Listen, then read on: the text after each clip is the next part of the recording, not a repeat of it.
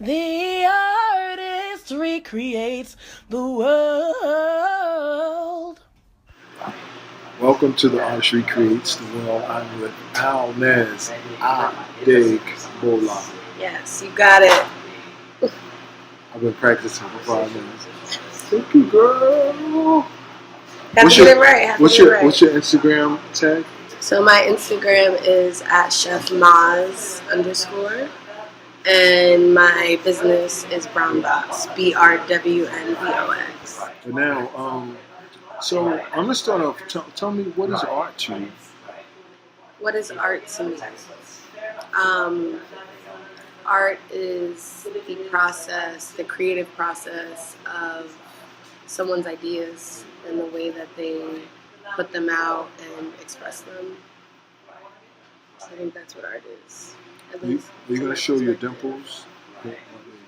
So now, can you see them in this filter? Oh man, we gotta make sure we keep them up. So now, how was your art expressed, like through the food that you make? So one thing with Brown Box is that I don't do anything different. So like on the food truck. I'm sorry, did we say that Brown Box? We didn't say Brown Box. So can you explain Brown Box? So Brown Box is my catering company that I started in 2015. It has evolved. I got the opportunity this year to do a food truck. So it's a catering company, and on the day-to-day I do a food truck. So Brown Box is really my idea of food. It's the only way I can describe it. I've always cooked, but a couple years ago I decided to start doing it professionally. Nice. And it's been very successful. I would be nowhere without my community in Newark. It's so supportive. What pushed you to the point that you wanted to cook and start the business? I think it just came from, I come, like, my family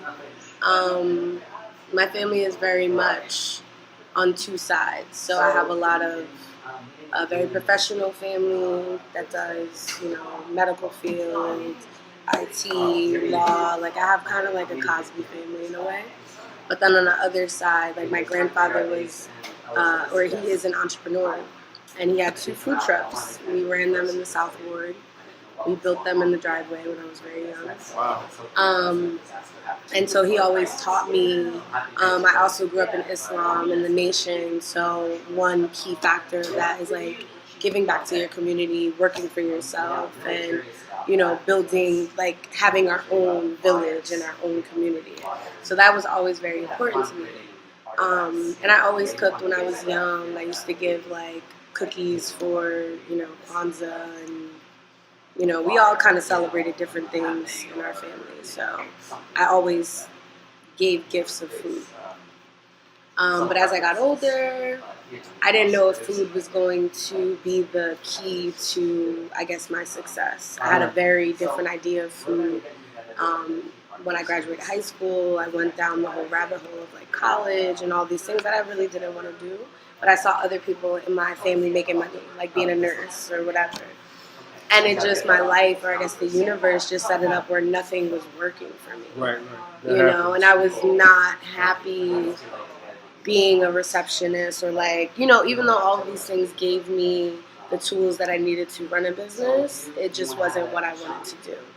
So a couple of years ago, my apartment was always the place you came, and I would cook and whatever, so people started paying me.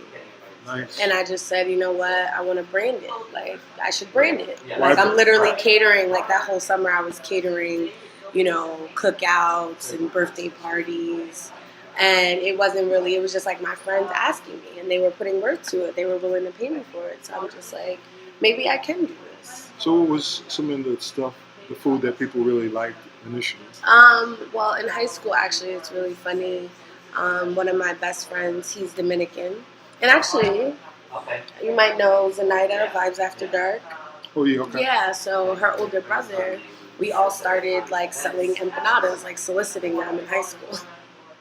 So we would, like, make empanadas and we would sell them. And it kind of got out of control, so they told us it was soliciting. And because people, like, would be literally, like, even teachers would be, like, trying to get these empanadas because they knew that they would sell out by, like, third period. So a few years later, you know, I always continued to make them, but not like, you know, professionally. It was just like, you know, that was in my house, and people loved them every time I made them. I would just make them for friends. So that's when I started. I actually launched Brown Box at the very first Vibes After Dark. I've been doing it ever since. But just like little stuff, like wings, you know, empanadas, pastas, you know, just, I don't know, nothing too crazy. But my empanadas were really where I kind of like honed in and then started getting creative with the fillings, not necessarily chicken and beef, but like now I have this amazing kale one. And I just started like upgrading them. And then it just got to the point where, you know, like I'm more than empanadas. I don't want to make empanadas anymore, which I still do.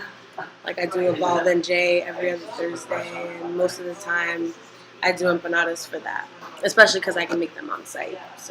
So how is this relationship you have to Newark, and in terms of your creation and your food? Well, one thing that's special to me about Newark is that my family, I mean, my grandfather, you know, born and raised in Newark, and we did the food trucks, the ice cream trucks here. And so I was always in Newark, but we lived in Piscataway. And so my mother also was a part of Black Media Force with Raz, and she campaigned with Raz, and my relationship with Newark was always special because I was exposed to it, and I've like literally over the past 20 years of my life have seen this evolve. Wow. And so I kind of ended up back here. I thought I was going to be a nurse, so I went to Essex County, went on the track. I didn't get into the program. I was really heartbroken, but I stayed in Newark. All my apartments, except one, have been in Newark. And I just really got into this downtown community and realized even why my mother fell in love so long ago. She was a poet, and this was always a place. Yeah, she, you know, performed with Amiri, and, you know, Raz is like really like a big uncle to me.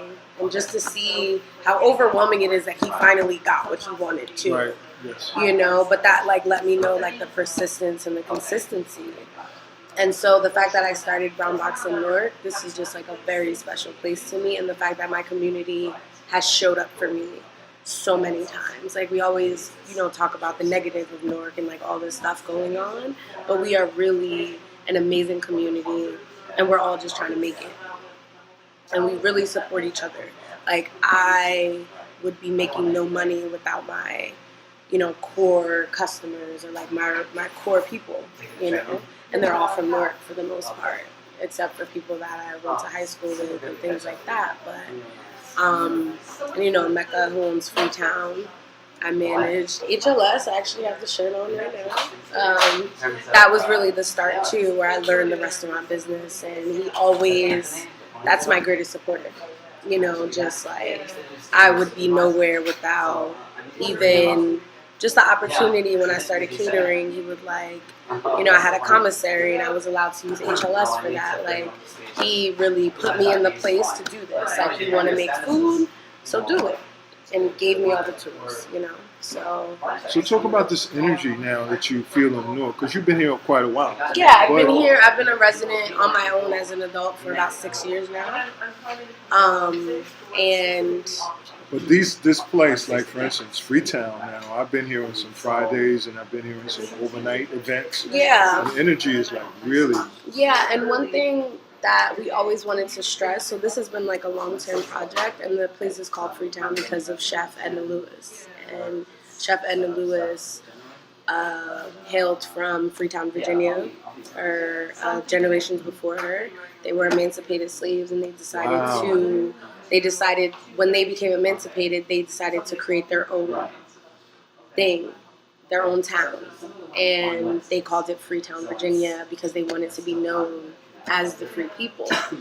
And so Edna Lewis, she did like soul food, but you know, we talk about mac and cheese and fried chicken, but the idea of Southern cooking and, you know, like Freetown, all of this, like our chairs are wrapped in dashikis because she cooked in a lot of her own handmade dashikis and things like that.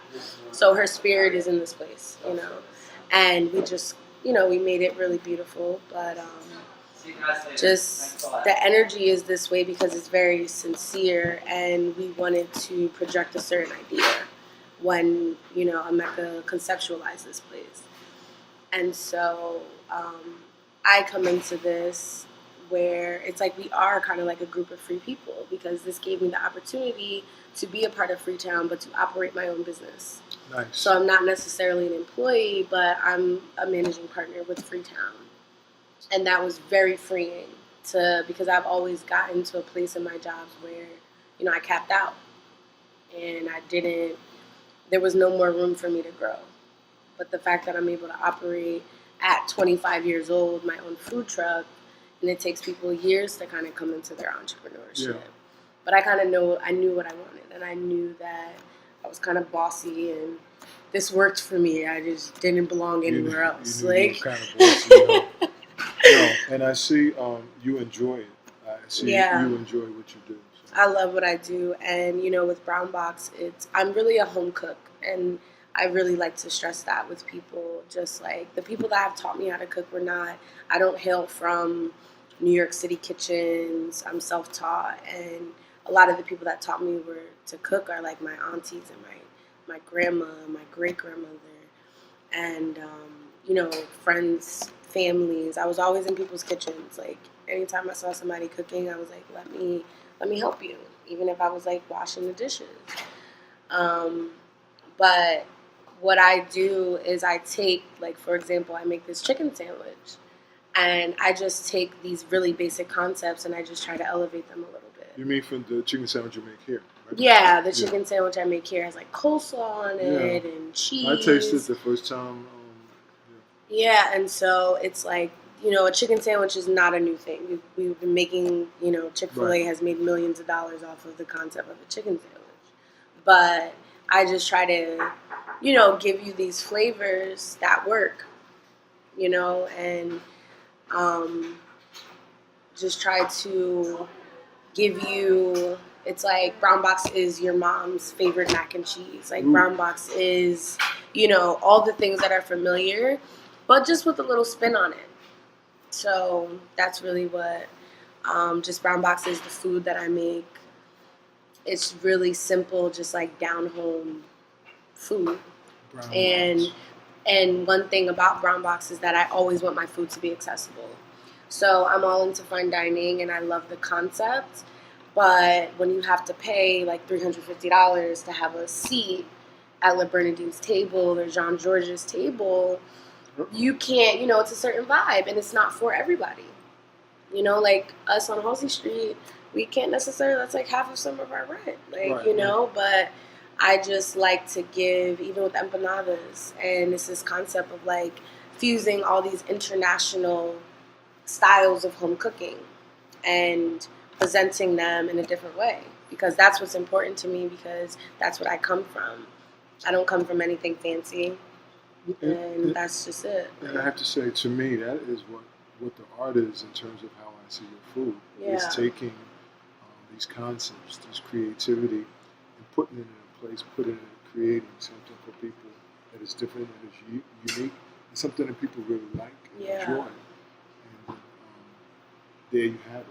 And with integrity and like really good food, where it's like, you know, you can get a chicken sandwich, it might just be like a patty, or I make, you know, I've kind of, you know, taken the filet of fish idea. I can give you cod, but it'll be like the best cod that you had, or like the best fried chicken that you've had. I love that word that you use, integrity, to talk about the food. Yeah, because I feel like, you know, a lot of times, especially, you know, one thing that I would love, or that I am going to introduce. So this is like, I'm telling y'all like ahead of time, but like soul food. You know, we have amazing Vandas but that's like on West Kenny. We don't have any like soul food right here on Halsey. And one thing with like soul food and integrity is that a lot of our community thinks that we can open these places and we get like, you know, really subpar food. Like I think of Vandas because Vandas is amazing. Talk about it. You know, like Vandas is clean, great soul food. Like Vanda does soul food well.